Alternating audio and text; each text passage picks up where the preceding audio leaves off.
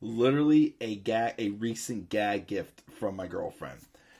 Found on Amazon for like $20. I just hang it on put it on my dresser, for the fun of it. But yes, this of course is in fact the Fusilli Jerry. Definitely one of my personal favorites from season 6. One of my personal favorites in the whole series in general.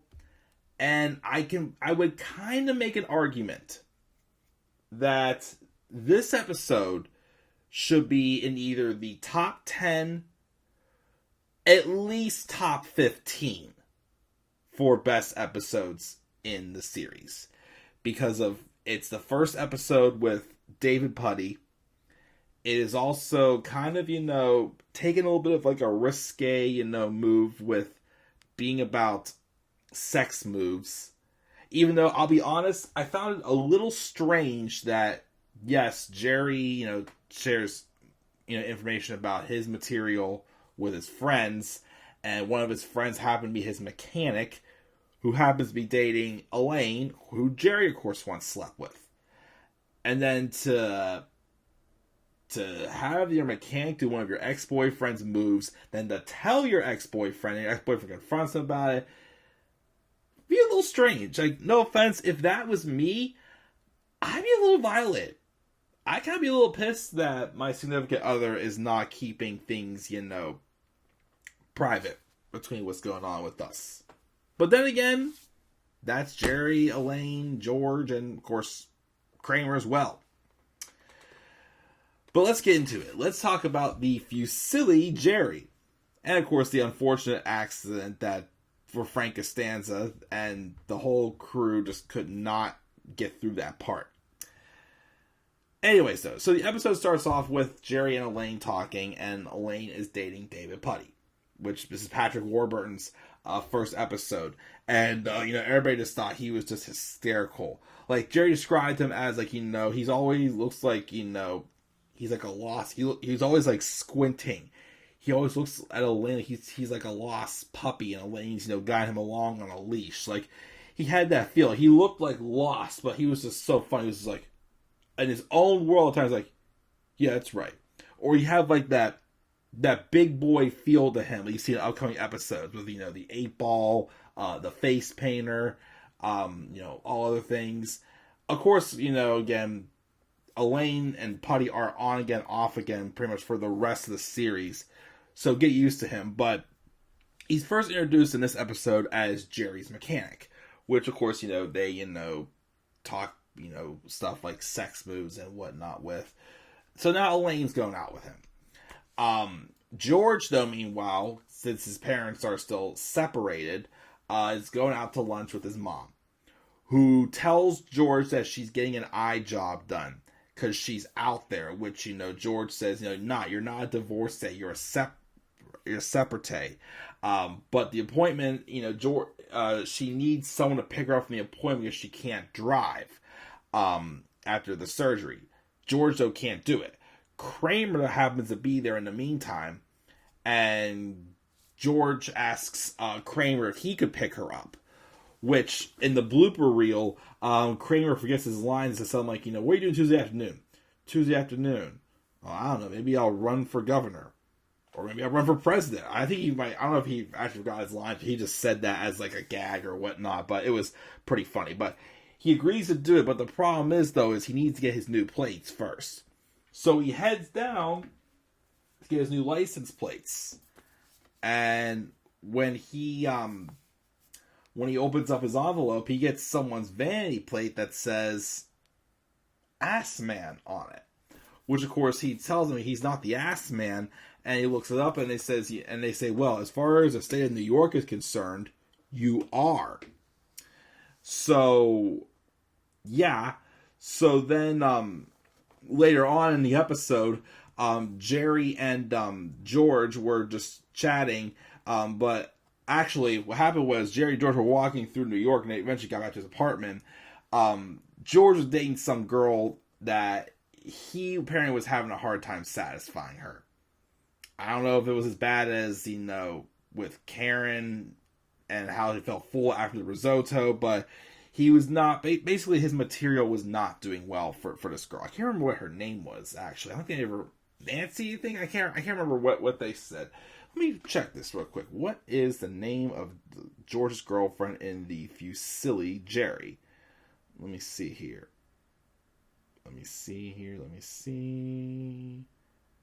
Nancy Klopper. Okay, yeah, so it was Nancy. So George needed a move. He needed some type of move. So Jerry tells him a move that he told David Putty about. Well, George does try to perform it on her, but he does it wrong. He screwed it up. He did it in the wrong order. Meanwhile, though, Putty did Jerry's move on Elaine. And Elaine told Jerry, which pisses Jerry off. But of course, even though Elaine complained about it, Elaine still wanted Putty to do the move because she liked the move. But then Jerry goes to confront Putty, and they get into a big argument. Basically Putty tells Jerry don't bring his car back again next time it breaks down, because he doesn't want his business anymore. Well, then Jerry was driving later, and his car did break down. So he had to take it in to get an estimate, and that was a whole other story. But there's that going on. And then again, George screwed up the move. Kramer, though, meanwhile, when they did see, back to whenever Jerry was discussing the move with George, Kramer came in and showed Jerry that he made him a little statue called the Fusilli Jerry from Corkscrew Pasta. He used that because Jerry is silly. But then George did ask Kramer if he got his plates, but he says they got his plates mixed up and he got someone else's vanity plates, which of course says Ass Man on it. So he's driving around with Ass Man on the back of his car. But then of course when he goes to pick up Miss Estelle Costanza, he parks in the area that says no parking, drivers only. And when the cops confront him about it, he says he's Dr. Cosmo Kramer, proctologist, which the guy bought into it. Of course, Jerry and George and Kramer are trying to figure out who could it be, possibly, who really owns this Ass Man plate. But he picks up Estelle, and they're driving. And of course, as he's driving down the street, of course, Kramer was commenting how great Estelle looks. But people are saying, yo, Ass Man, the Ass Man's in town. But then in the midst of all this, Kramer hits like a pothole, and he puts his arm out over across Estelle's chest, and she kind of like has like a look on her face like, So like, what's that look for? And of course, from him having the Ass Man, license plate, a girl leaves him his number. And they seem to hit it off or something, because later in the episode, a bra is found in the back seat, on the back seat of his car. Meanwhile, of course, now that Jerry confronted Putty about the move, he won't do the move anymore. He's doing some other move that involves the knuckle, in which when they discuss it later, George thinks it's his move, and which Elaine says, "Oh, I can't believe that." But then Jerry, meanwhile, of course, takes his car that broke down and to get an estimate on by a different mechanic, who I guess was giving him a $2,800 estimate, in which Jerry thought he was being ripped off. So, of course, he asks Elaine, basically in a sneaky way, he gave him like a list of the order and says that, what all's broken and what, needs to be done. So, in a later scene, when when Elaine is in bed again with Putty, she starts asking him some questions about, what do you charge for this? I think the main thing that Jerry had wrong with his was he had a bad gasket. To which Elaine found out that Putty would only charge about $1,600, and after that happened, Jerry was like, screw it. He says, do all the moves you want, which of course, after getting that estimate, apparently Putty went for the knuckle again. No, I just like how they're like panning out of the shot, and Elaine's just like, no, Dave, please, no, not the knuckle. It was just so perfect the way it was shot, and how it panned out, and how serious Elaine was. It was just so funny. But anyway, so that settled that argument there.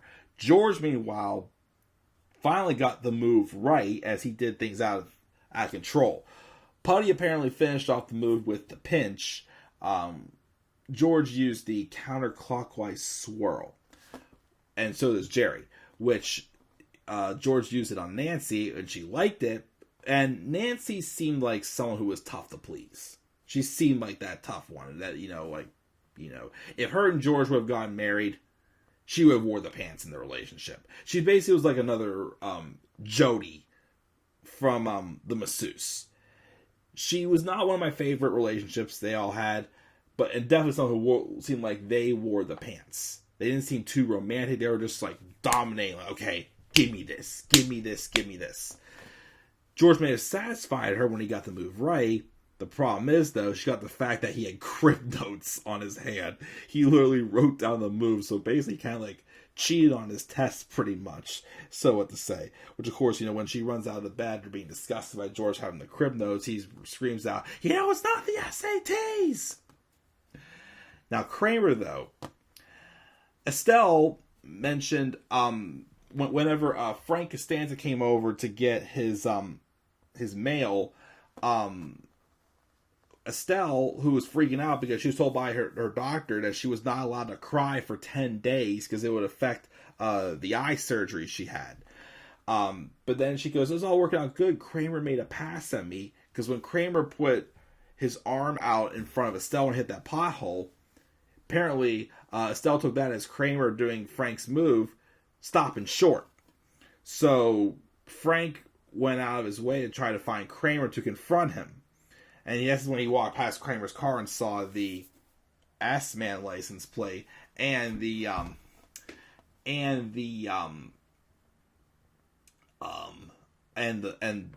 bra was probably the Kramer's date Sally, probably her bra in the back seat of his car.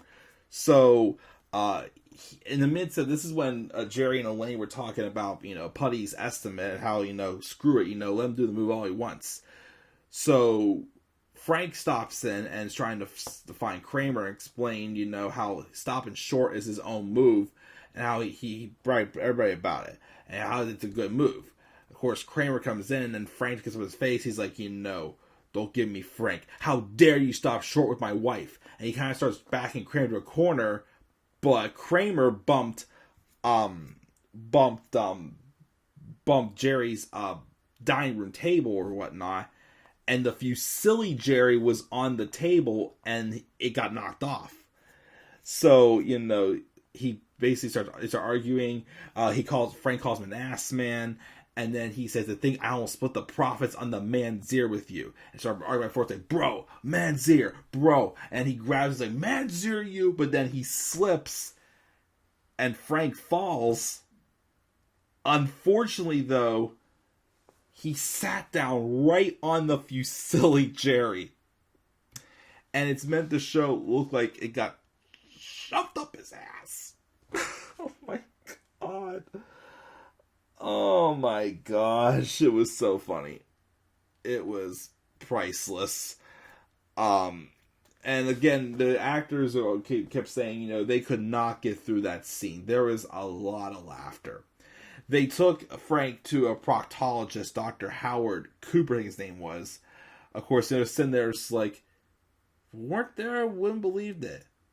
Had to use corkscrew pasta. And they just, adjusted the way they were sitting. It was, shows that sounds painful going up someone's rear end.